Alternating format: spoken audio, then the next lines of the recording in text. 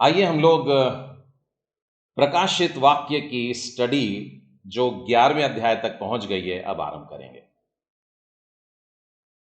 पिछली बार हम लोगों ने प्रकाशित वाक्य के 11वें अध्याय के 6वें वचन तक मनन किया था और इसीलिए आज पीछे की बातें मैं आज के लिए नहीं रख रहा हूं। अगली बार जब 11वां अध्याय पूरा हो जाएगा तो हम लोग एक समराइज कर लेंगे, याद करेंगे सारी बातें ताकि हम कुछ भूल ना जाएं, तो वो अगली बार करेंगे। आइए हम लोग वचन में चलेंगे और अब हम पढ़ेंगे प्रकाशित वाक्य 11वां अध्याय और उसका 7वां वचन। जब वे अपनी गवाही दे चुकेंगे, कौमा। मेरे साथ में रह करके मैं कई बार जवान बच्चों के साथ में जब बाइबल स्टडी करने बैठता हूं वो मुझको याद दिलाते हैं, अंकल अंकल कौमा आ गया ना। परमेश्वर चाहता है कि हम एक एक बात पर ध्यान दें।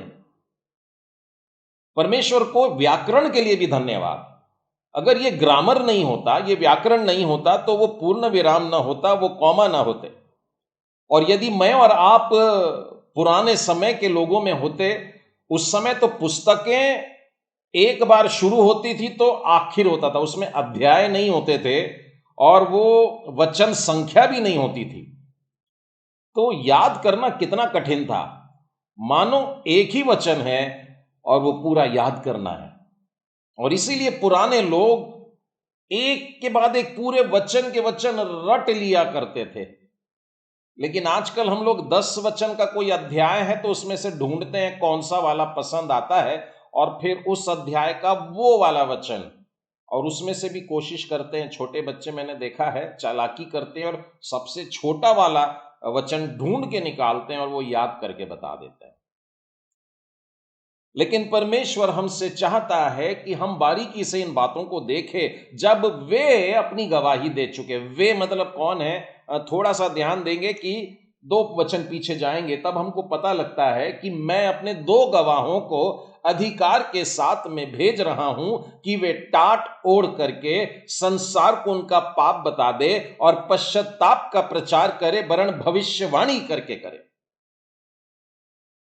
परमेश्वर चाहता है इससे पहले कि मैं प्रलय लाऊं, प्रचार करो। नूह का जहाज परमेश्वर बोल करके भी बना सकता था।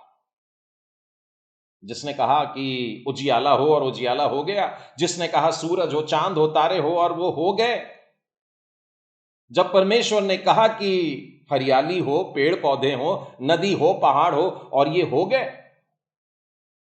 तो परमेश्वर को क्या समय लगता था नूह के लिए क्षण भर में जहाज को बना दे, जहाज बन जाए, इतने लंबाई इतने चौड़ाई। अरे वाह, नूह को कितनी मेहनत लगी होगी आप सोचिए।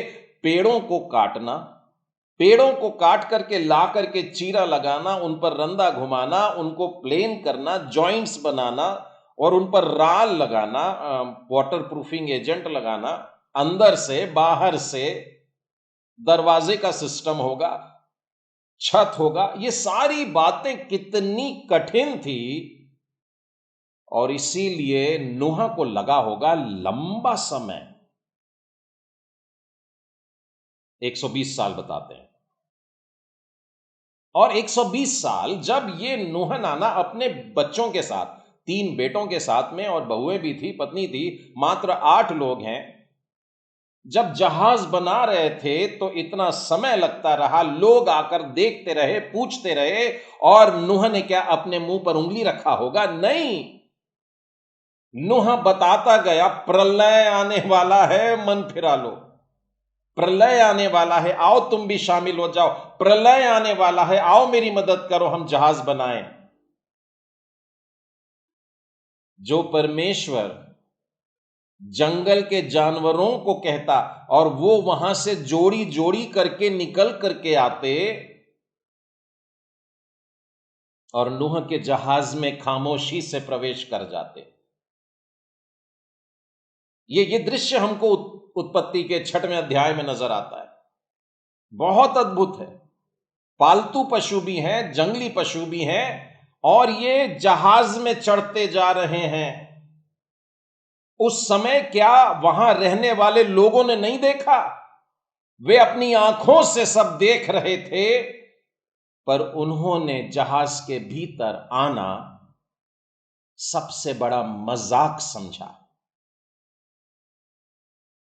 आज जब प्रचार किया जाता है, लोग मसीही प्रचारकों को पागल बोलते हैं। इनका तो दिमाग फिर गया है। गंदी गंदी बातें बोलते हैं। घास चरने गया है। जानवरों की उपाधि देते नहीं। अभी अभी हमने देखा कि परमेश्वर वैसे भी जगत के मूर्खों को चुन लेता है। उस समय भी जब प्रभु यीशु उठा लिए गए, लोग यही कहते थे, ये तो मछली पकड़ने वाले थे कल तक, आज अचानक प्रचार करने लगे, और तो और व्यवस्था की बातों में से सिखाते थे। लोग हैरान थे, लेकिन मसीह को ग्रहण नहीं किए। जब यह प्रचार चलेगा तो मात्र 3.5 साल का रहेगा, और आप अंदाज लगा लीजिए कि लोग उसने ग्रहण नहीं कर रहे हैं। उनके सुनने वाले उन पर गालियां दे रहे हैं। इन दोनों गवाहों को जो परमेश्वर ने भेजा कि वे न्याय आने के पहले गवाही दें और दें, लोगों को समझाएं, संसार उनकी सुनना नहीं चाहता। चिढ़ रहे हैं, परेशान हो रहे हैं। मेरे प्रियो, क्या आपने पश्चाताप का संदेश सुना है? और क्या आप उसको ग्रहण करने के लिए हिचकिचाते हैं? क्या आज आपके जीवन में ऐसी कोई बात अब भी है जिससे फिरना बाकी है आपका?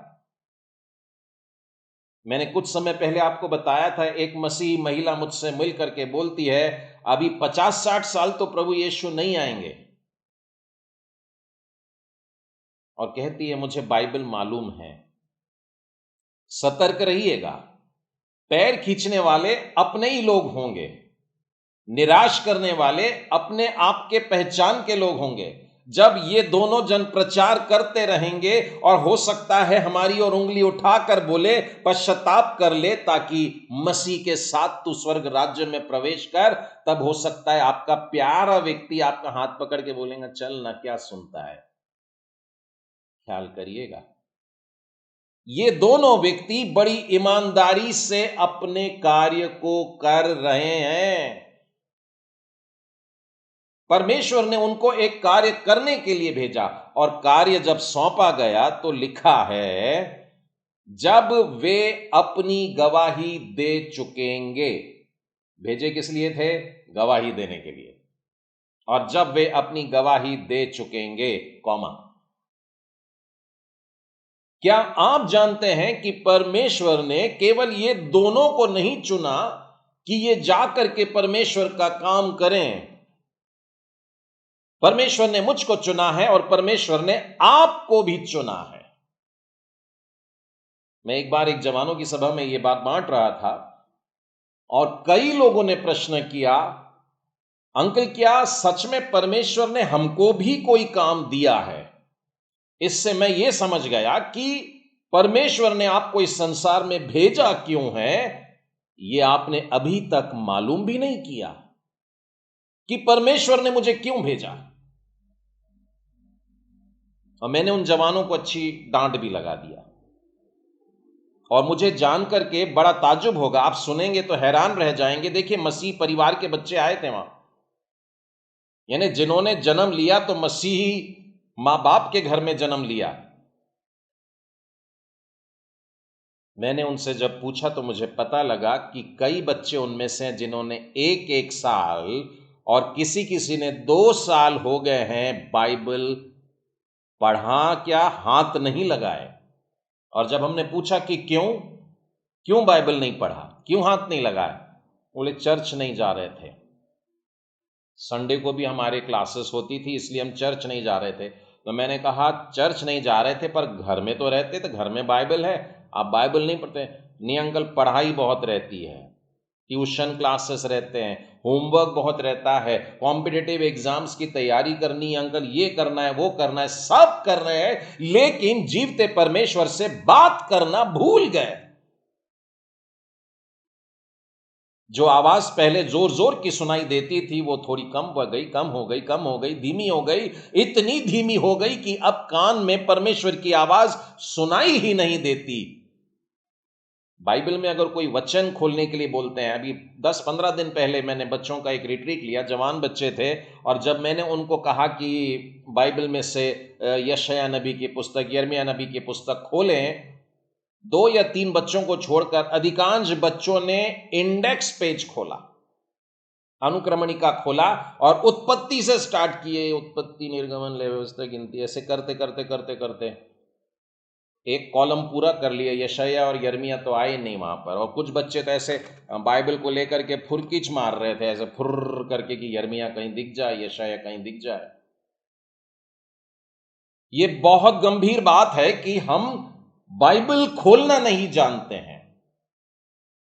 और मैं माता पिताओं को, और आज तो काफी बुजुर्ग लोग भी जुड़े हुए दिख रहे हैं, मैं आप लोगों से भी कहना चाहूंगा, जब तीमुथियुस की पत्री पढ़ते हैं, दूसरे तीमुथियुस में, वहां पर लिखा है एक बच्चे के मसीही जीवन में बढ़ने के लिए उसकी मम्मा को याद किया और नानी को भी याद किया, और परमेश्वर को धन्यवाद दिया कि तेरी मां ने तुझे सिखाया, तेरी नानी ने तुझको सिखाया। तो पेरेंट्स के साथ साथ ग्रैंड पेरेंट्स को भी आज मैं ये चैलेंज दे रहा हूं, यदि आपके घर में बच्चे हैं तो यहां से स्टार्ट करिए कि उनको अपने साथ सुबह एक बार और शाम को एक बार लेकर के बैठें। उनसे पूछिए कि क्या तुमको उत्पत्ति से प्रकाशित वाक्य तक सारी पुस्तकें मालूम है। उसके बाद में सारी पुस्तकों के सार को पूछिए, उत्पत्ति में क्या लिखा है, निर्गमन में क्या लिखा। आप एक एक और दो दो वाक्यों में बता सकते हैं कि कौन सी पुस्तक में क्या लिखा है। यदि बच्चा नहीं कहता है तो आप सिखाइए उनको, ये आपका काम हुआ, ये करना है आपको। परमेश्वर ने हर एक को काम दे करके भेजा है, किसी को भी ऐसे कीड़े मकोड़ों के समान चलने के लिए दुनिया में नहीं भेजा है। और यदि आपने अभी तक अपना कार्य मालूम नहीं किया है तो यह बहुत गंभीर और बहुत दुख की बात है। जिस वचन में लिखा है, मैंने तुझे गर्भ में रचने से पहले तुझ पर चित्त लगाया, तेरा अभिषेक किया और तुझे यह काम सौंपा है। यिर्मयाह का पहले अध्याय में जो लिखा है, and I have appointed you to, और उसके बाद उसका काम लिखा है। प्रभु यीशु ने जब अपनी सेवकाई को आरंभ किए थे तो वो मंदिर में गए, और मंदिर में उनको एक पुस्तक दी गई और उन्होंने देखा यह यशायाह नबी की पुस्तक है, और उन्होंने यशायाह नबी की पुस्तक को खोली और उसका 61वां अध्याय खोला, और उस पोर्शन पर आकर, देखिए रोल करना पड़ता था, स्क्रोल के डंडों को घुमा घुमा करके वो उस भाग पर आए। उस समय 61वां अध्याय नहीं होता था, रोल करते करते उस भाग तक आए जहां पर लिखा है, प्रभु यहोवा का आत्मा मुझ पर है, क्योंकि उसने मुझे इसीलिए भेजा है कि 1 2 3 4 5 6 7, और ये सारे कामों का वर्णन करके यीशु ने सेवकाई के पहले बोल करके बताया कि मैं इस काम के लिए आया हूं। अब यही प्रश्न हम लोगों के सामने आज है। यदि परमेश्वर हमसे पूछता है, अब हिसाब दे कि मैंने तुझको जो 5 दिया था उसका तूने क्या किया, क्या 10 किया? यदि आप कहें मेरी क्षमता कम थी, प्रभु जी ने बोलेंगे मैंने तुझको 5 भी नहीं, मैंने तुझको 2 ही दिया था, और तुझसे चाह भी रहा था कि तू 5 मत बना, 2 के केवल 2 और बना दे। या हम उस व्यक्ति के समान बन गए जिसके हाथ में एक था और उसने ले जाकर के उसे गाड़ दिया। गाड़ने का मतलब मालूम है क्या होता है? हम किसे गाड़ते हैं? जो बेजान होता है, जो मर जाता है, उसको गाड़ देते हैं। परमेश्वर के दिए हुए गिफ्ट को जिंदा दफन कर दिया। जिंदा परमेश्वर ने जब दिया तो वो गिफ्ट था, लाइफ था, आत्मा है। लेकिन जब हम अपना काम नहीं करते हैं तो हमने परमेश्वर के गिफ्ट को जिंदा दफन कर दिया। और फिर इस दृष्टांत का अंत भी हम लोगों को बहुत अच्छे से मालूम है कि ऐसे व्यक्ति को जब पूछा जाता है कि मैंने तेरे को जो काम सौंपा था क्या किया बता, तब वो सर झुकाने के सिवा कुछ भी नहीं कर पाया और वो दंडित हुआ। मैं सबसे पहले यह बात बताना चाह रहा हूं कि केवल ये दो नहीं है जिनकी तरफ हम आज बड़े स्टडी वाले मूड से बैठे हैं। मैं एक बार फिर से बता दूं कि प्रकाशित वाक्य हम इसलिए स्टडी नहीं कर रहे हैं कि ये घटनाएं कब होने वाली, कितने दिन बचे हैं, कैसे जाएंगे, क्या होगा। प्रकाशित वाक्य हम इसलिए मनन कर रहे हैं कि आज मुझ में क्या त्रुटि है, मैं आज अपने आप को सुधारूं। और मैं तो आपको यह भी बताना चाहूंगा कि हमारा जो यहोवा परमेश्वर है वो भी काम करने वाला परमेश्वर है। आप अगर परमेश्वर को उत्पत्ति की पुस्तक में देखेंगे जहां पर क्रिएशन हो रहा है, तो मैं ये देखता हूं कि वहां पर वो कुछ क्रिएट करता है, देखता है और बोलता है अच्छा है। फिर उसने फिर क्रिएट किया और बोला अच्छा है, और ऐसे करते करते ये 6वें दिन तक आया। और वहां लिखा है तब परमेश्वर ने जो कुछ बनाया था सबको देखा।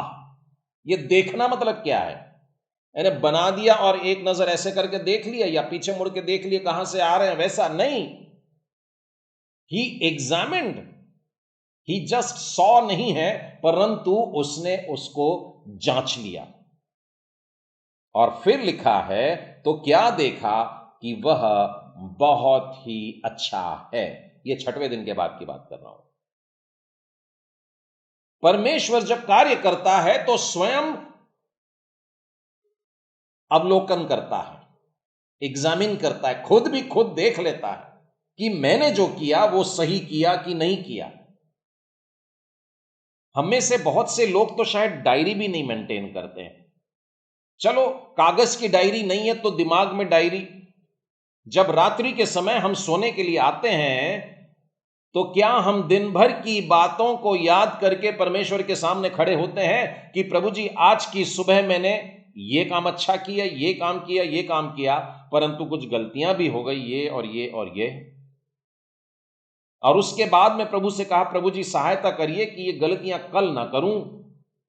डायरी बनाने का यही उद्देश्य होता है। रात की वाली प्रार्थना जो होती है वो यही वाली प्रार्थना रहती है कि दिन भर के किए कामों को देखो, क्योंकि परमेश्वर ने हमको ये पैटर्न दिया है, ये तरीका दिया है कि काम करने के बाद देख तो लो कि तुमने क्या किया है, क्या वो सही है, क्या वो अच्छा है, क्या वो उत्तम है।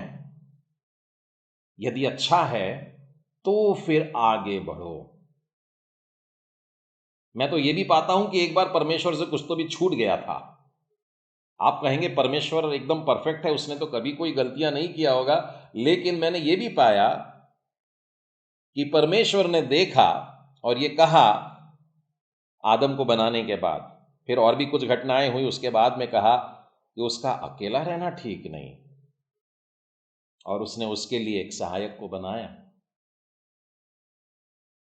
प्रभु यीशु के पास में एक बार एक अंधा आ गया था और प्रभु यीशु ने उससे छुआ और उससे पूछा कि तू क्या देखता है, तो उसने कह दिया मैं लोगों को देख रहा हूं जैसे चलते फिरते पेड़। तो इन्हें प्रभु यीशु ने भी जो काम किया उसमें भी प्रभु यीशु ने देखा कि क्या मैंने इस काम को कंप्लीट किया या नहीं।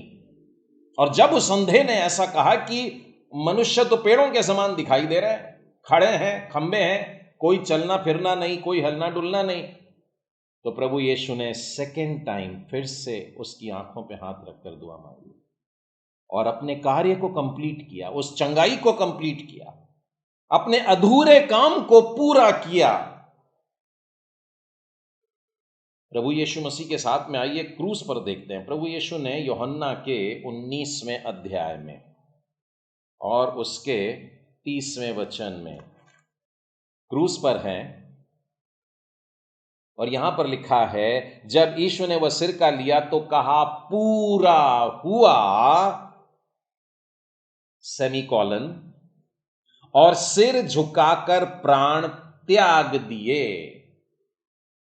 मसीही लोगों को मौत तब तक नहीं आती, विश्वासियों की बात कर रहा हूं जो अपने आप को मसीह कहला देते हैं, लेबल वाले क्रिश्चियन हैं, उनकी बात नहीं कर रहा, परंतु जो परमेश्वर के बच्चे होते हैं, परमेश्वर के साथ चलने वाले होते हैं, वे अपने काम को पूरा करने के बाद ही परमेश्वर के हाथों में अपना आत्मा सौंपते हैं। और प्रभु यीशु के जीवन में यह मैं उदाहरण देख रहा हूं, जिन्होंने कहा पूरा हुआ। हम लोग गुड फ्राइडे के दिन साधारणतः एक मैसेज इस पर जरूर सुनते हैं कि प्रभु यीशु ने वो सारे कार्यों को पूरा किया है जिसके लिए उसको भेजा गया था, और उसके बाद में उसने अपने प्राण त्याग दिए। प्रकाशित वाक्य 11:7 का हमने पहला भाग ही पढ़ा, मैं दूसरा भी पढ़ देता हूं।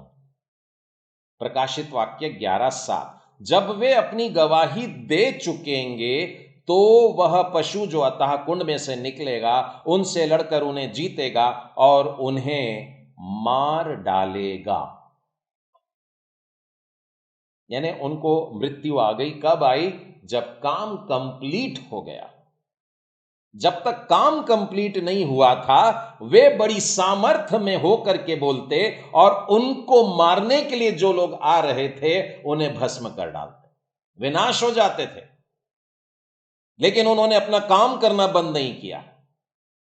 दुश्मनों ने अपनी टोली को बढ़ाया और फिर से आए कि इन्हें मारे, लेकिन परमेश्वर की सामर्थ और अधिकार से वो दुश्मन फिर गए।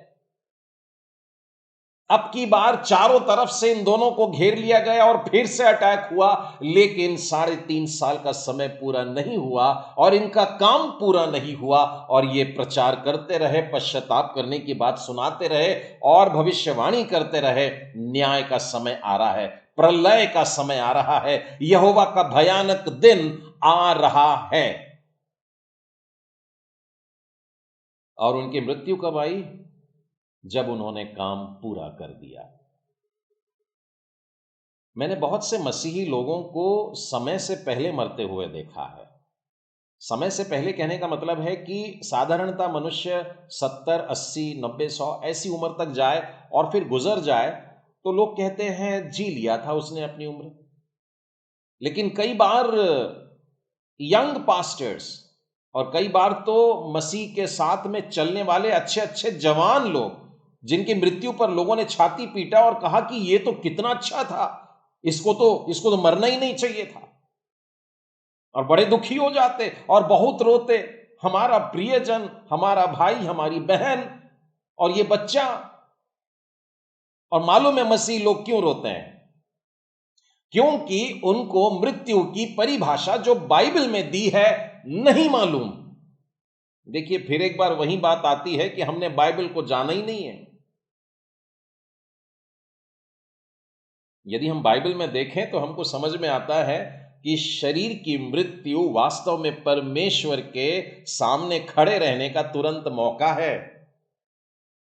स्तिफनुस भी अपना कार्य किया, बड़ी छोटी सी मिनिस्ट्री थी, यंग लड़का, और भी बहुत सारे काम करने थे उसे, नहीं क्या? कितना सुंदर प्रचार कर रहा था वो।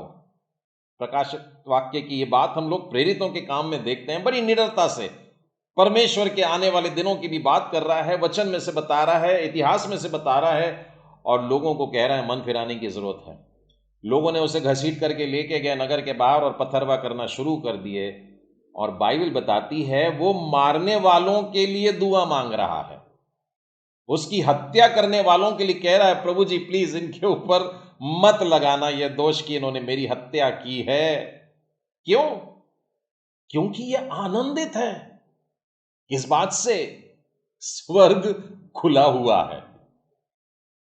ये दोनों लोग 3.5 साल की यह सेवकाई के लिए आए हैं, और ये अचानक शुरू हो जाएगी, और ये 3.5 साल कैसे बीत जाएंगे समझ में नहीं आएगा, लेकिन बड़े आनंद से ये लोग बलिदान होने को तैयार हो जाएंगे, मार्टियर होने के लिए तैयार हो जाएंगे। क्यों?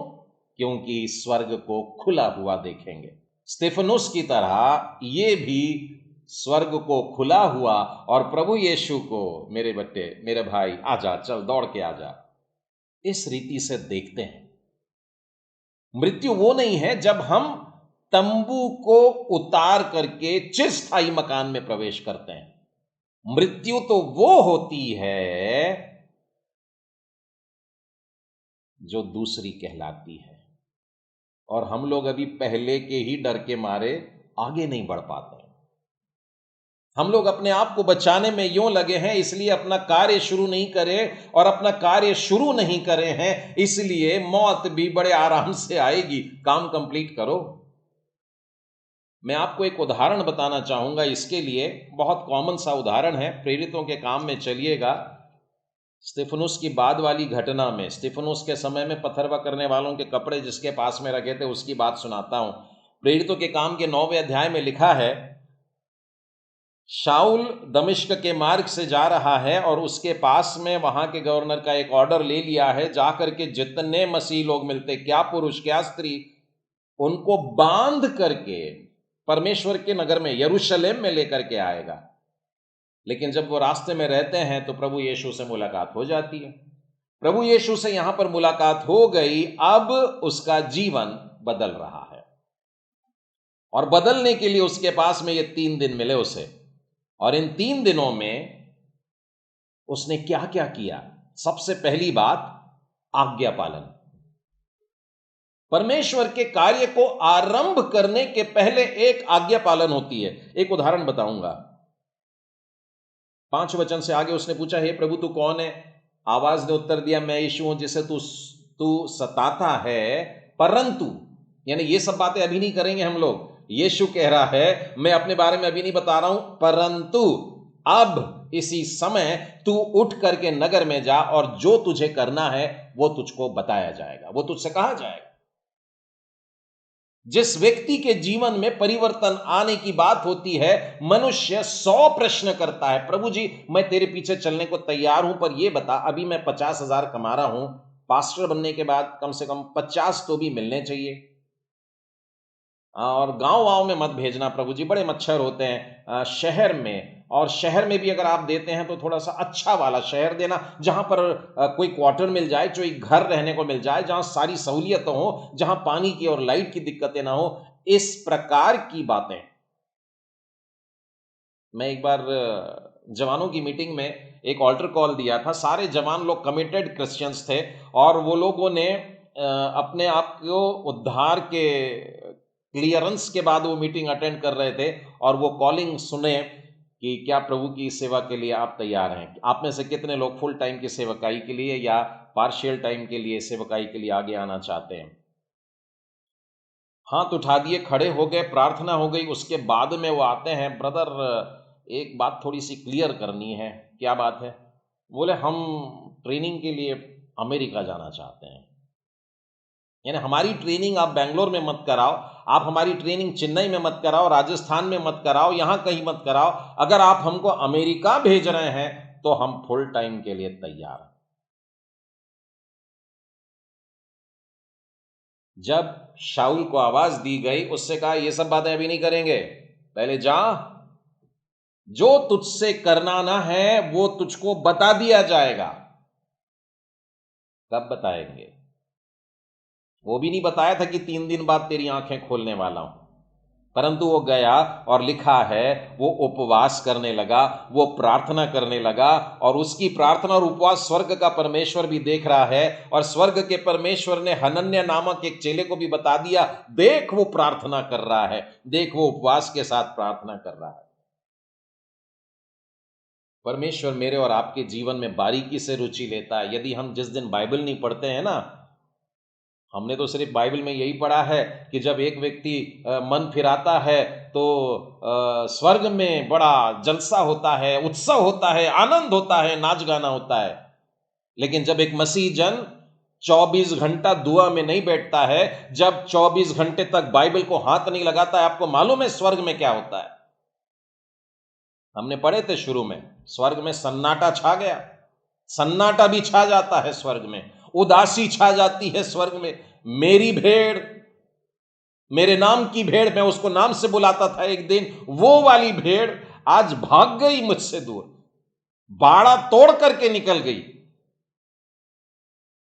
और जहां न जाना था ऐसी जगह में जाकर के बैठ जाते हैं।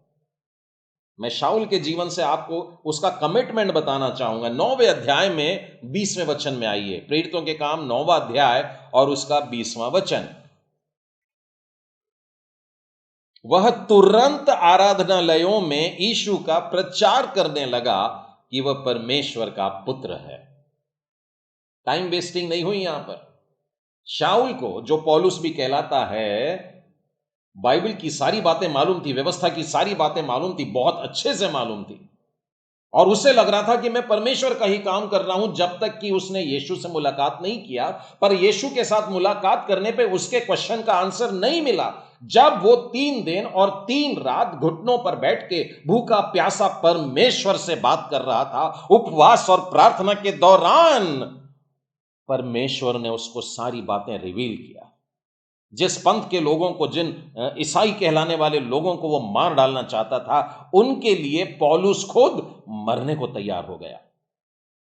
कैसे बोल रहा हूं मैं? देखिए, लिखा है 20वें वचन में कि वह तुरंत गया, आराधनालयों में गया और वहां जाकर के यीशु के नाम का प्रचार करने लगा, यही परमेश्वर का पुत्र है। आज भी अगर मिडिल ईस्ट कंट्रीज में किसी को परमेश्वर का बेटा बोल दो तो ब्लास्फेमी बोलते हैं, परमेश्वर की निंदा बोलते हैं और वहीं मार डालते हैं। लेकिन ये देखिए, मंदिर में जाकर के परमेश्वर का पुत्र यीशु इसकी प्रचार करने लगा। उसका एक वचन आगे देखिए, 23वें वचन में क्या लिखा है। जब बहुत दिन बीत गए, प्रचार कर ही रहा है, तो यहूदियों ने मिलकर उसे मार डालने का षड्यंत्र रचा।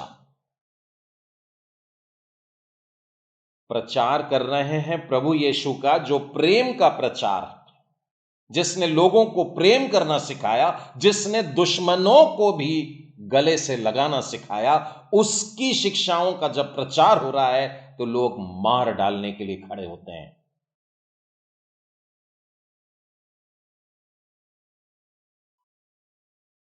मैं कल या परसों की बात है, मध्य प्रदेश में एक पास्टर की बहुत बुरी तरह से पिटाई की गई। ये मैं कोई कहानी से नहीं बता रहा हूं, आप लोग भी इन खबरों के साथ में जुड़े हुए हैं।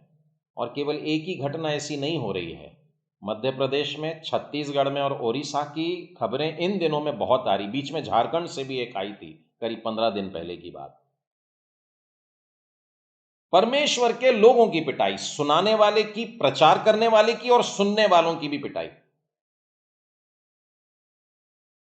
एक बार ऐसे ही एक चर्च में बैठे हुए लोगों ने कह दिया, हमारे यहां तो परमेश्वर की शांति है। हमने कह दिया, प्रचार जहां होती नहीं शांति है, इसलिए शैतान भी बाहर बैठा है, अंदर ही बैठ के शांत रहो, बाहर आके प्रचार मत करना।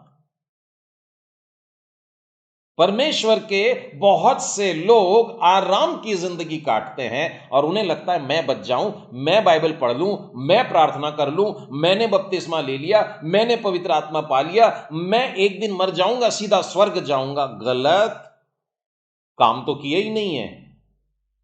सिक्का तो दबा के रखा, जमीन में गाड़ के रखा, न्याय के दिन पूछा जाएगा मेरा काम किया। तो प्रभु यीशु ने जब पौलुस से कहा तेरा काम है ऐसा ऐसा, तुझको करना पड़ेगा, तो उसने लिखा है दमिश्क में, ये वाली जो घटना हो रही है दमिश्क की है, और वहां यह आराधनालयों में जाकर के प्रचार कर रहा है।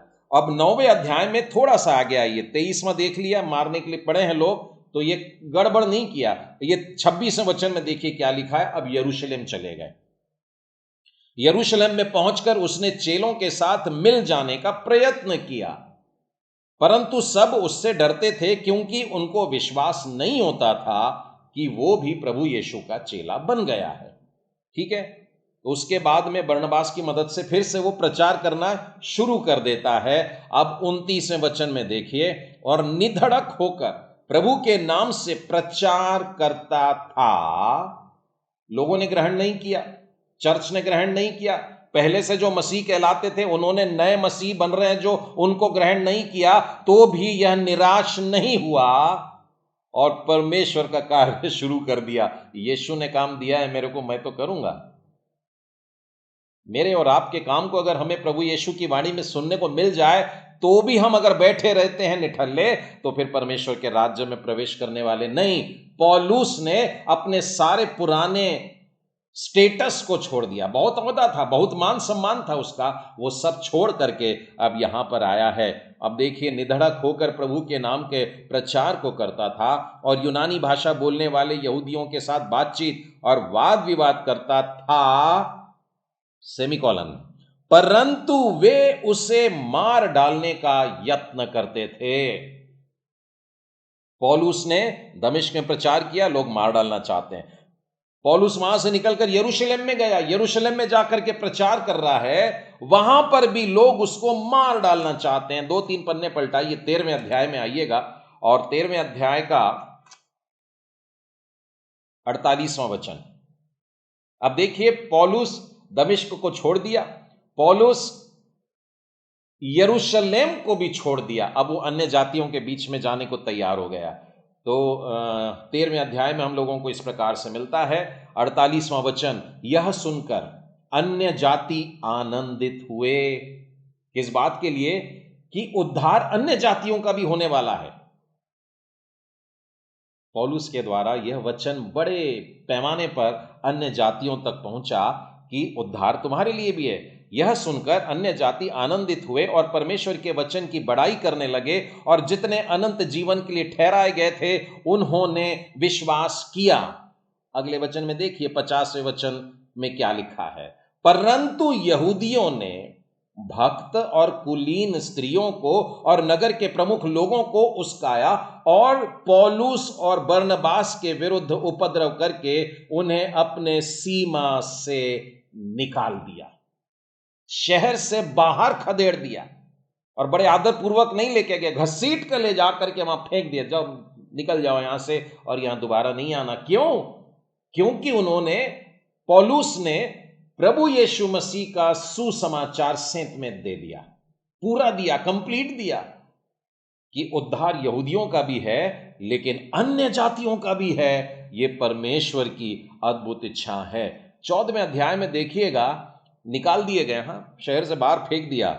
अब फिर वो आगे बढ़ते हैं, 3रा वचन देखिए, वे बहुत दिन तक वहां पर रहे। कहां चले गए? इकोनियम को चले गए।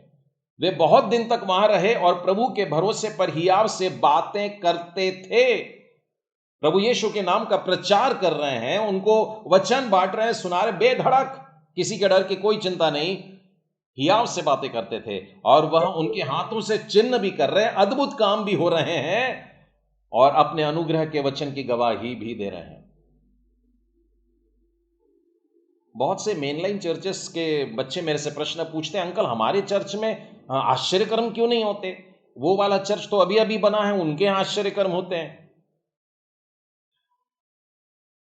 देखिए, बाइबल के सारे प्रश्न उत्तरों के साथ में हमारे सामने मौजूद है। अगर हम बाइबल को पूरा पढ़ लेते हैं तो सारे उत्तर हमें मिल जाते हैं। क्या परमेश्वर ने कोई ऑर्डर निकाला है कि मेनलाइन चर्चेस में चिन्ह और चमत्कार नहीं होंगे? जरूर हो सकते हैं।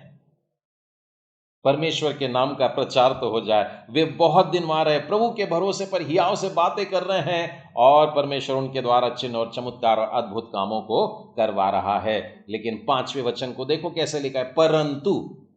ये सारे वचन जो मैं आपको बता रहा हूं, यहां पर यही है कि वचन प्रचार किया जा रहा है, वचन फैल रहा है, लोग ग्रहण कर रहे हैं, परंतु यानी जहां जहां वचन प्रचार किया जाएगा वहां वहां पर परंतु जरूर रहेगा। और इस ही परंतु से हम मसीह लोग डर के मारे वचन प्रचार ही नहीं करते, खुल्लम खुल्ला वचन प्रचार नहीं करते, हियाव के साथ नहीं करते, निधड़क या बेधड़क होकर के नहीं बोलते हैं, मनुष्यों से डर के मारे। देखिए 5वें वचन में क्या लिखा है, ऊपर चल रहा था प्रचार, 3रे वचन में 5वें में लिखा है, परंतु जब अन्य जाति और यहूदी उनका अपमान और उन पर पथराव करने के लिए अपने सरदारों समेत उन पर दौड़े, पत्थर लेकर के, कंकड़ नहीं, पत्थर, ऐसे साइज के पत्थर हुआ करते थे, पत्थर हुआ करने के लिए जब वो दौड़ा करते थे तो इकोनियम से भी बाहर निकाल दिए, फिर लुकाउनिया, फिर लुस्त्रा और दिरबे में, और फिर वो आसपास के प्रदेशों में चले गए और वहां जाकर के वचन सुनाने लगे। अब लुस्त्रा में आइए, चलिए देखते हैं 8वें वचन में। लुस्त्रा में एक मनुष्य बैठा था जो पांवों का निर्बल था, वह जन्म से लंगड़ा था और कभी न चला था।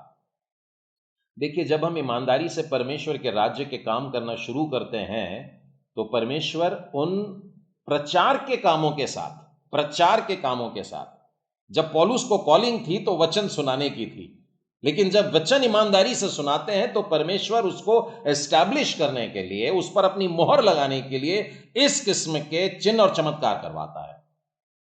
बहुत से प्रचारक लोग प्रचार इसीलिए नहीं करते क्योंकि वे उस दिन के लिए रुके हैं जिस दिन परमेश्वर उनको चंगाई का अधिकार दे देगा, उसके बाद हम काम शुरू करेंगे। परमेश्वर ने कहा पहले काम शुरू कर, बाद में तुझको ये दूंगा। और अब हम देखते हैं इतने लंबे समय के बाद, देखिए 9वां अध्याय हो गया, 10, 11, 12, 13, 14, न जाने कितने वर्ष बीत रहे। यहां पर लिखा है एक मनुष्य बैठा जो पांव से निर्बल था और जन्म से लंगड़ा था। बाइबल में बच्चों को पूछता हूं जन्म के लंगड़ी की कहानी, तो वो पतरस और यूहन्ना की बताते हैं, जो प्रेरितों के काम 3 अध्याय में सुंदर नाम फाटक पर बैठा है। लेकिन पौलुस के सामने भी यहां पर हम एक उदाहरण देखते हैं, जन्म का लंगड़ा, कभी नहीं चला, जिंदगी में कभी नहीं चला। लिखा है पौलुस को बातें करते सुन रहा था, पौलुस ने उसकी ओर टकटकी लगाकर देखा, उसमें चंगा होने का विश्वास है, और ऊंचे शब्द से चिल्ला करके कहा, पता नहीं होता कि नहीं होता वाली बात नहीं है, होगा, क्योंकि उसने वचन सुना। तो जब हम मसीह के नाम का प्रचार करते हैं, सुनने वालों के हृदय में विश्वास आता है, और तब जन्म का लंगड़ा जिसने कभी नहीं चला था, हमारे ग्रुप में 2-3 डॉक्टर्स भी हैं, आप अग्री करेंगे, जिसने जन्म से कभी नहीं चला, आप उसको रेकमेंड करेंगे कि भैया फिजियोथेरेपी करनी पड़ेगी, और शायद 3 महीना, 6 महीना, 8 महीना, 1 साल भी करना पड़ेगा, उसके बाद भी पता नहीं कि अच्छे से चल पाओगे कि नहीं। लेकिन यहां पर दिखा है, उसने कहा अपने पांव के बल सीधा खड़ा हो, सीधा खड़ा हो जा। तब वो उछल कर चलने फिरने लगा। लोगों ने पौलुस का यह काम देखकर लुकाउनिया की भाषा में ऊंचे शब्द से कहा, देवता मनुष्यों के रूप में होकर हमारे पास उतर करके आ गए हैं। यानी प्रचारकों को यह भी एक प्रॉब्लम रहता है कि लोग कई बार उसको कंधों में उठा लेते हैं, देवता बना लेते हैं, और ऐसे समय में अगर काम करते करते हम फिसल गए तो बड़ी आसानी से शैतान के हाथ में चले जाते हैं। शैतान हमको देवता बना देता है। बहुत से प्रचारक लोगों को लोग देवता मान लेते हैं। क्रिश्चियन प्रीचर्स में भी ऐसा पाया गया है। प्रभु यीशु बाद में आएंगे, लेकिन पहले तो उस देवता को अपने कंधों पर उठा लिए और उसी की पूजा करने लग गए हैं, इस प्रकार से देखने को मिलता है। तो इन सब बातों के लिए वो डांट देता है वहां पर, और अपने कपड़े फाड़ देता है, ये क्या कर रहे हो तुम लोग, ये ऐसा मत करो, हम भी तुम्हारे सरीखे लोग हैं। पर मैं इस अध्याय में आपको 19वें वचन में लेकर के जाना चाहता हूं कि आगे फिर क्या हुआ। 18वें वचन में देखिए, वहां तो उसके लिए बलिदान भी चढ़ाने वाले थे कि पौलुस और उसके साथी के लिए बलिदान करके कुछ तो भी चढ़ाएं, परंतु यह कहकर भी उन्होंने लोगों को बड़ी कठिनाई से रोका कि उनके लिए बलिदान न करें। परंतु 19वां वचन, कुछ यहूदियों ने अंताकिया और इकोनियम से आकर लोगों को अपनी ओर कर लिया और पौलुस पर पथराव किया। अभी तक पत्थर लेकर के सिर्फ दौड़ ही रहे थे, पत्थर लेकर के उसको नगर के बाहर भगा देते थे, लेकिन अब यहां लुस्त्रा में आकर के, जबकि एक बहुत बड़ा आश्चर्यकर्म हुआ है, जन्म का लंगड़ा जो इन धर्म के ठेकेदारों ने कभी ठीक नहीं कर पाया था, आज जब पौलुस के द्वारा प्रभु यीशु मसीह का काम हो रहा है, प्रचार हो रहा है, गवाही दी जा रही है, और एक आश्चर्यकर्म हुआ। उस समय उन लोगों ने आए और क्या किया, देखो, पौलुस पर पथराव किया, वचन सुनाने वाले का पथराव किया, और इतना पथराव किया कि पौलुस मर गया, ऐसा उन्होंने समझा। देखिए आगे लिखा है, और मरा समझकर उसे नगर के बाहर घसीट करके लेके गया, फेंक दिया उसको। नगर के अंदर लाश नहीं चाहिए हमको, अभी बाहर ले जाकर के भी पथरवा नहीं किया। नियम तो बताते हैं जिसको एग्जीक्यूट करना है उसको शहर के बाहर ले जाते थे। प्रभु यीशु को यरूशलेम के बाहर लेकर के गए, शहर के बाहर, और वहां ले जा करके उसको चढ़ाया। स्तिफनुस को शहर के बाहर लेकर के गए, वहां उसको पथराव किया। और जब मूसा के समय में ऐसा कुछ होता था तो वो खेमे के बाहर जाते थे, वो टेंट लाइन के बाहर जाकर के उसको पथरवा करते थे। लेकिन अभी नगर में ही उन्होंने अपना गुस्सा दिखाया, प्रचारकों पर गुस्सा, यीशु के नाम का प्रचार करने वालों पर गुस्सा, और वो मर गया ऐसा समझा। और फिर उसके बाद में प्रभु ने पौलुस को फिर से उठा दिया। लोगों ने मरा समझा, लेकिन परमेश्वर ने पौलुस को मानो फिर से उठा दिया। 22वां वचन पढ़ूंगा, फिर प्रकाशित वाक्य में आते हैं। 14वां अध्याय का 22वां वचन, और चेलों के मन को स्थिर करते रहे। कब? वो पौलुस वापस खड़ा हुआ, मानो जीवित हो गया, मरे हुए में से जीवित हो गया, और लिखा है फिर से सुसमाचार सुनाने लगा। ऐसा नहीं बोला भैया अब बच गया, जान बची लाखों पाए, है ना, अब इसके आगे नहीं करूंगा गलती। जब होश आया और उठ के खड़ा हुए तो प्रचार करने लग गए और चेलों का मन स्थिर करने लगे, लोगों को हिम्मत बढ़ाने लगे, उनके विश्वास में बढ़ाने लगे। और उत्तर देखिए क्या दे रहा है पौलुस, क्या बोलता है? हमें बड़े क्लेश उठाकर परमेश्वर के राज्य में प्रवेश करना होगा। ऐसे वचन याद नहीं करते हम लोग साधारणता, आज याद कर लेते हैं, चलिए, है ना। तो सिर्फ इतना पोर्शन याद करेंगे जो डबल कोट्स में दिया हुआ है। प्रेरितों के काम 14 और 22 में लिखा है, हमें बड़े क्लेश उठाकर परमेश्वर के राज्य में प्रवेश करना होगा। प्रवेश करने की इच्छा सबकी है। मैं और आप चाहते हैं कि परमेश्वर के राज्य में प्रवेश करें, लेकिन पौलुस का जीवन, मैंने तो अभी आधा ही बताया, इसके बाद भी यही चलता रहता है जब तक कि पौलुस का सर काट नहीं दिया जाता, तब तक यही चलता रहता है। परंतु खास बात यह है कि बड़े क्लेश उठाकर परमेश्वर के राज्य में प्रवेश करना होगा। बिना क्लेश उठाए हम परमेश्वर के राज्य में घुसने के शॉर्टकट ढूंढ रहे हैं, लेकिन बाइबल थ्रू आउट यही बताती है। पुराने नियम के नबियों के साथ भी देखिए क्या हाल हुआ, प्रभु यीशु का क्या हाल हुआ, और यूहन्ना बपतिस्मा दाता का क्या हुआ, और उसके बाद प्रेरितों का क्या हाल हुआ। उसके सारे के सारे चेले सताए गए, भयानक सताए गए, बड़े क्लेशों से, शब्द है बड़े क्लेश उठाकर परमेश्वर के राज्य में प्रवेश करना है। प्रकाशित वाक्य 11:7, जब वे अपनी गवाही दे चुकेंगे तो वह पशु जो अतः कुंड में से निकलेगा उनसे लड़कर उन्हें जीतेगा और उन्हें मार डालेगा। और ये दोनों गवाहों को कोई प्रॉब्लम नहीं है। मैंने पहले भी बताया उनके लिए स्वर्ग खुला हुआ है, और वे पौलुस के इस वाक्य को जानते हैं अच्छे से कि बड़े क्लेश उठाकर एक तरफ रख दे, और वो देख रहे हैं स्वर्ग में प्रवेश करने को मिलेगा। आज ये प्रश्न आप लोगों के और मेरे सामने है। पहला प्रश्न था कि क्या हम परमेश्वर का काम कर रहे हैं। दूसरा प्रश्न था कि क्या हमको मालूम है कि हम परमेश्वर के काम करने के लिए भेजे गए हैं। तीसरा प्रश्न था, परमेश्वर ने जो काम हमको सौंपा है, क्या वो काम हमको मालूम है कि हमको परमेश्वर ने इस काम के लिए भेजा है। और चौथी बात कि ये काम करने में कोई लग्जूरियस जीवन मिलेगा, आरामदेह जिंदगी मिलेगी, ऐसा नहीं है, पर बड़े क्लेश उठाने पड़ेंगे। बड़े क्लेश, क्लेश नहीं, बड़े क्लेश उठाने पड़ेंगे। और पांचवी बात है, बड़े क्लेश उठा करके ही हम स्वर्ग के आनंद में प्रवेश करेंगे। ये मसीह जीवन का फॉर्मूला है। और जब इस प्रकार से हर एक व्यक्ति जीता आ रहा है तो परमेश्वर के राज्य में भीड़ लगेगी। मुझे बहुत अच्छा लगता है जब मैं इन दिनों में सुनता हूं कि मसीह लोग सताए जा रहे हैं। बीते दिनों में जिसकी मैं चर्चा कर रहा था, कुछ चर्च के लोगों को बांध करके पीटा गया।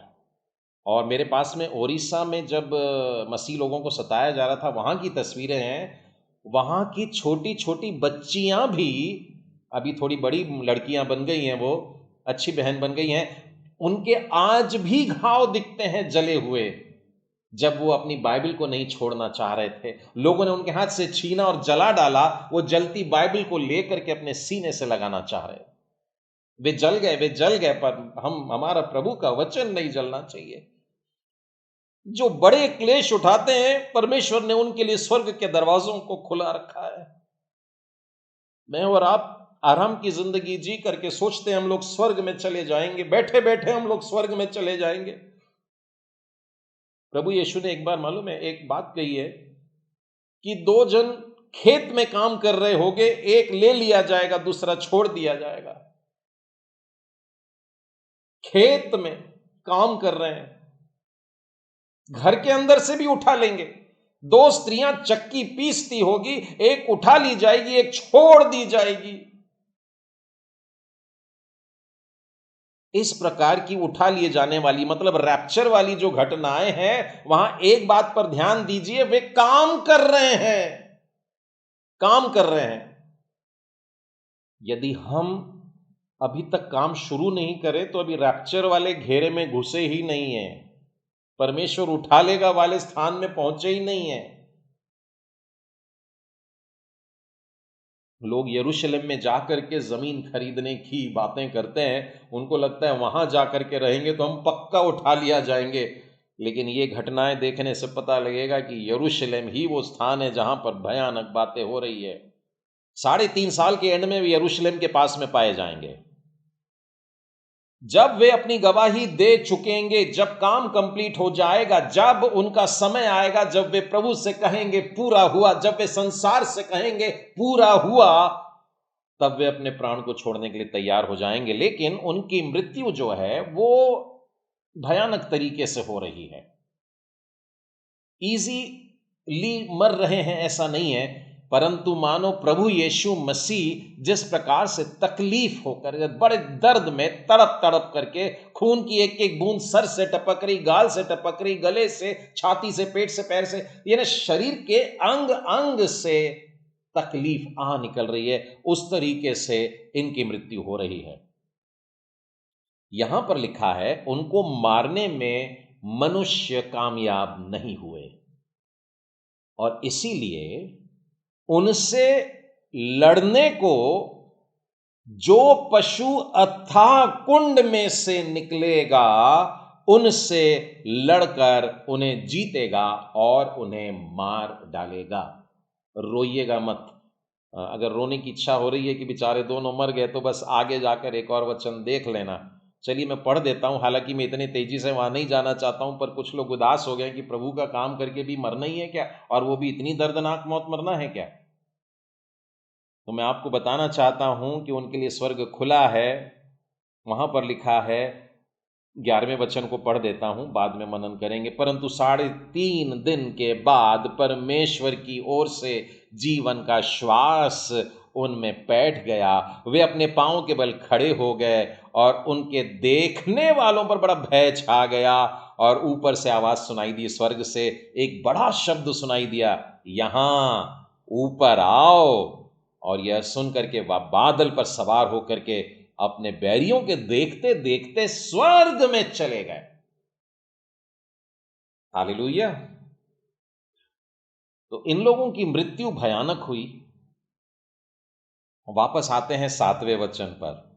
जब वे अपनी गवाही दे चुकेंगे, अपना काम कंप्लीट करने के बाद, मैं और आप परमेश्वर का सौंपा हुआ काम कंप्लीट कर लेने के बाद में, परमेश्वर का खास सौंपा हुआ काम, सेक्युलर जॉब्स के अलावा परमेश्वर ने हमको एक खास काम दिया है।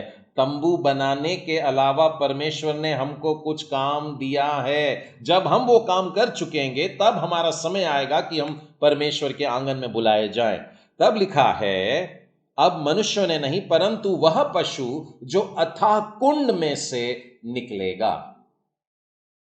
देखिए, बाइबल में पशु शब्द का इस्तेमाल किसके लिए किया गया? यहां पर जिस तरीके से लिखा है, अथाह कुंड वाला पशु, प्रभु यीशु मसीह के लिए परमेश्वर का मेमना शब्द कहा गया है। यदि हम उस शब्द को ओरिजिनल में देखेंगे तो पता लगता है कि जंगली जानवरों के लिए जो शब्द इस्तेमाल किया जाता है वो पशु शब्द से यहां मिलता जुलता है। ये मेमना शब्द नहीं है। बाइबल में आपको कुत्ता शब्द मिलेगा, आपको सुअर शब्द मिलेगा। यदि आप नीति वचन के 26वें अध्याय और 11वें वचन को देखें तो वहां पर लिखा है कि एक कुत्ता भी अपनी छांट की तरफ फिर लौट जाता है। मैं आपको पशुओं की तरफ लेकर के जा रहा हूं धीरे धीरे। एक कुत्ता जब अपने मुंह से उगल देता है, उल्टी कर देता है, वॉमिट कर देता है, और वॉमिट करके वो चला गया दूर, फिर आधे घंटे के बाद में घूमता फिरता आता है और उसको वही स्थान जहां उसने अपने अंदर से अनवांटेड चीजें शरीर के द्वारा जो फेंकी गई थी देखता है, सूंघता है, और बड़ा अजीब लगता है, उसी को फिर से चाट लेता है। आत्मिक जीवन में हम लोगों ने अपने जीवन के अंदर से जो गंदगी को निकाल दिया था, फेंक दिया था, जब हम उन्हीं बातों को फिर से ले लेते हैं। एक बार गलत काम करना छोड़ दिया, तौबा कर लिए, माफी मांग लिए, प्रभु से कहा प्रभु आज के बाद कभी हाथ नहीं लगाऊंगा, दूसरी बार जब उस छांट को चाटने के लिए जाते हैं, उस उल्टी को फिर से अंदर लेते हैं, हम पशु बन जाते हैं। और क्यों बनते हैं पशु मालूम है? स्वर्ग में जो हमारे लिए बैठा है वो हमारा पिता है, लेकिन जो दूसरी ओर इंतजार कर रहा है, जो स्वर्गीय पिता के पास में नहीं जा रहे हैं, वो पशु की तरफ जाएंगे। तो वो पशुओं को बुला रहा है, वो कुत्तों को बुला देता है। और इसलिए प्रकाशित वाक्य के आखिरी अध्याय में लिखा है, कुत्ते प्रवेश नहीं करेंगे। जो अपनी गंदगी को निकालते हैं और फिर इधर उधर देखे, कोई नहीं देख रहा, फिर से ले लिए। सारी गंदी आदतें दुनिया के सामने ऐसी पता लगी जैसे छूट गई, लेकिन वो सारी गंदी आदतें एकांत में वापस आ जाती हैं, अंधेरे में फिर से आ जाती हैं, कोई नहीं देख रहा, वापस आ जाती हैं। उसी प्रकार से एक उदाहरण दिया है दूसरा पत्रस दूसरे अध्याय में 22वें वचन में, आप सुअर को धो धा करके बढ़िया शैंपू कर दीजिए, पाउडर वाउडर लगा दीजिए और छोड़ दीजिए। 5 मिनट के बाद आप उसको ढूंढने जाएंगे तो वो उसी कीचड़ में लौटने के लिए चली गई है। हम लोगों के साथ में यह वचन जोड़ा जाता है कि हम जिन बातों को छोड़ करके निकले, जो बुराइयां हमने कह दिया अब कभी नहीं, जिसके लिए हम कहते हैं ये पुराना जीवन मैंने छोड़ दिया है, लेकिन कई एक लोग वापस उसी पुराने जीवन में जाते हैं, वो पशु बन जाते हैं, वे कुत्ता बन जाते हैं, वो सुअर बन जाते हैं, ताकि उनका एक पिता है। नहीं क्या प्रभु यीशु ने एक बार यूहन्ना रचित सुसमाचार में लिखा है, तुम अपने पिता शैतान से हो। वो दूसरी तरफ जाने वाले लोग हैं। यदि आप उत्पत्ति के 3 अध्याय में देखें तो वहां पर भी शैतान के लिए डायरेक्ट लिखा हुआ है कि जितने भी पशु थे, यहोवा परमेश्वर ने जितने बनैले पशु, बनैले जंगली, बन के जंगल के जंगली पशु बनाए थे, उनमें सबसे धूर्त वाला कौन था? और वो सांप है, जो रेंगता हुआ हमारे घर के दरवाजों के नीचे छोटे से दरार से अंदर घुस जाता है, घर में घुस जाता है। छोटा सा छेद उसके लिए काफी होता है कि अंदर आ जाए। मैं घर की बात कर रहा हूं और शैतान की बात कर रहा हूं। एक छोटी सी गलती, एक छोटा सा पंक्चर अगर हमारे अंदर है, हमारी गाड़ी नहीं चलने वाली। ये बनैला पशु जो है, ये जो अथाह कुंड का रहने वाला है और जो वहीं जाकर के अनंत काल तक मृत्यु भोगेगा, यह थोड़े समय के लिए आजाद भी होने वाला है। बाइबल कहती है अथाह कुंड से जो पशु निकलेगा वो ही है जो लड़ करके इनको नाश करेगा। जब हम लोग 9वां अध्याय कर रहे थे, एक पन्ना पलटाइए, प्रकाशित वाक्य 9, तब वहां पर आपको देखने को मिलेगा कि जब 5वीं तुरही फूंकी गई, तब अथाह कुंड खोला गया। अभी तक अथाह कुंड खुला नहीं है। ये जो बीमारियां चल रही हैं, ये जो महामारियां चल रही है, ये तो यूं ही है। जब शैतान वाला आएगा, मतलब अथाह कुंड खोला जाएगा, काला धुआं आएगा, दुष्ट आत्माएं और वो सब टिड्डियां जिसका वर्णन हम लोगों ने 9वें अध्याय में देखा, ये सब आ रहे हैं। ये वास्तव में क्या है? दुष्ट आत्माएं, शैतान, मृत्यु, भयानक मृत्यु, पीड़ादायक मृत्यु लेकर के आने वाली हैं। लेकिन 11वें वचन में उनके बारे में लिखा है, जो टिड्डियां आ रही हैं, इनको मृत्यु देने का उस समय अधिकार नहीं था, परंतु 5 महीने तक बिच्छुओं जैसा डंक मारेंगे, तड़पन देंगे, आग लगा देंगे शरीर में। 11वें वचन में लिखा है अथाह कुंड का जो दूत उन पर राजा था।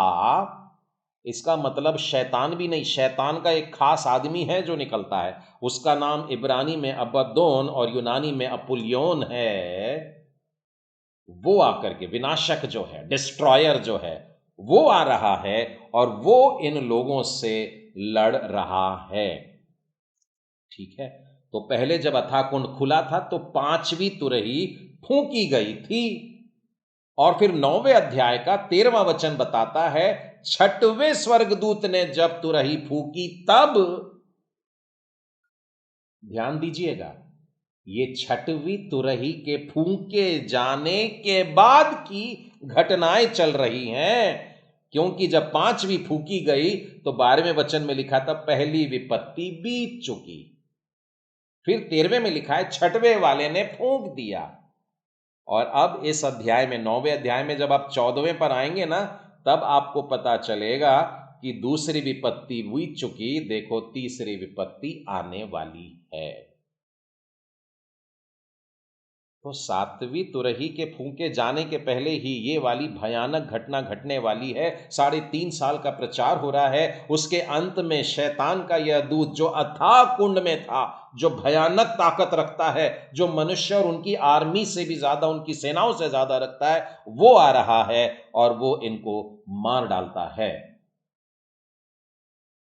लेकिन मैं इस आशा के संदेश के साथ में आज वचन रोकना चाहूंगा कि बड़े क्लेश के बाद बड़ा आनंद है। इन्होंने यह कष्ट सहा, लेकिन उसके बाद में वचन हम देखते हैं कि वे उठा लिए जाते हैं। प्रभु यीशु को यातना दे दे करके मार डाला गया, लेकिन आज प्रभु यीशु पुनरुत्थान का पहला फल बन के पिता के दाहिने हाथ है और वहां से वो हमको लेने के लिए आ रहे हैं।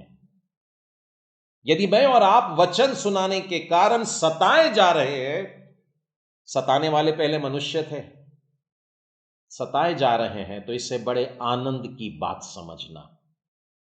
प्रभु के कारण यदि एक चांटा भी किसी ने मारा तो प्रभु को महिमा देना। हालेलुया। हम इस लायक तो समझे गए कि उसके नाम के कारण थप्पड़ खा लिए। मेरे ख्याल से अभी तक हमारी इस फेलोशिप में ऐसा कोई व्यक्ति नहीं जिसको अधमरा करने के लिए लोगों ने पिटाई की क्योंकि यीशु का नाम सुनाता है। लेकिन वो समय बहुत जल्द आ रहा है, वरन आ चुका है। लेकिन परेशान ना होना, प्रभु ने हमारे लिए अपने घर में जगह तैयार कर ली है। आइए हम लोग प्रार्थना करें। सर्वशक्तिमान प्रेमी परमेश्वर पिता, हम बड़े आनंद के साथ इन क्लेशों में से निकलेंगे जो संसार हमें देना चाहता है, जो यातनाएं संसार देना चाहता है। हम इसमें से बड़े आनंद से होकर के गुजरेंगे, क्योंकि आपने पहले ही हमें भट्टी में तपा लिया है, आपने हमें शुद्ध बना लिया है, आपने उन सारी बातों में से हमें गुजरने दिया है, हमें मजबूत बनाया है, हमें चट्टानों पर खड़ा किया है प्यारे प्रभु। और स्वर्ग का परमेश्वर हमारी ओर देखता है और बड़ी इच्छा से देखता है, बड़ी आस से देखता है कि मेरा बेटा, मेरी बेटी मेरा सौंपा हुआ कार्य करेगी। प्रेमी परमेश्वर पिता, आज के दिन इस संगति में जुड़े जितने भी बच्चे हैं, जितने भी जवान हैं, जितने भी मिडिल एजेड हैं और जितने भी बुजुर्ग हैं, उनके हृदय में प्रभु जी आज ये बोझ को भरिए कि जब भी वे किसी भटकी हुई आत्मा को देखते हैं, जिन्होंने प्रभु यीशु का सुसमाचार कभी नहीं सुना, तो अपना मुंह तुरंत खोल करके उनके साथ में बांटें। और यदि उन्हें लगता है कि इन्होंने सुना होगा तो उनसे पूछ लें कि क्या आपने प्रभु यीशु के नाम में जीवन पा लिया है? क्या आपके पाप क्षमा हो गए हैं? क्या आपने उद्धार पा लिया? क्या स्वर्ग राज्य में नागरिकता मिल गई? प्रभु परमेश्वर, यदि आज हम अपने हिस्से का ये छोटा सा काम कर लेते हैं, आप हमको कहेंगे, हे धन्य दास, मेरे राज्य में प्रवेश कर और मेरे साथ में राज कर। कहीं ऐसा ना हो कि हम न्याय के दिन नंगे पाए जाएं, कि न्याय के दिन हम बस उसको लेकर खड़े हैं जो आपसे मिला था और सर झुकाकर उसे लौटाने की कोशिश करें। और यीशु ने कहा, हे दुष्ट दास, अंधेरे में तेरी जगह है, जहां रोना और दांत पीसना होता है, क्योंकि जो काम मैंने तुझे दिया था वो तूने नहीं किया है। प्रेमी परमेश्वर पिता, आज इन वचनों के द्वारा आपने जो हमारी आंखें खोली है, इसके लिए धन्यवाद देते हैं। हमारे जीवन के बचे हुए दिन हम आपके सौंपे हुए कार्य को पूरा करने में लगाएं। ऐसी कृपा हम पर उंडेलिए। अपना अधिकार, अपना पवित्र आत्मा हमसे अलग मत करिए प्रभु, वरन हम अपना मुंह खोल करके और अपने जीवन के द्वारा आपके नाम को बढ़ाई दें, आपकी गवाही को सुनाएं और आपके आने वाले भयानक दिन के विषय में लोगों को पहले से आगाह कर दें। प्रेमी परमेश्वर पिता, वचन सुनने वाले प्रत्येक को आपने छुआ है, हम धन्यवाद देते हैं। आपका पवित्र आत्मा इन वचनों के साथ हम में से प्रत्येक के जीवन में कार्य करता रहे। यह प्रार्थना हम अपने उद्धारकर्ता प्रभु यीशु मसीह के नाम में मांगते हैं, इसलिए सुनो ग्रहण कर। आमीन।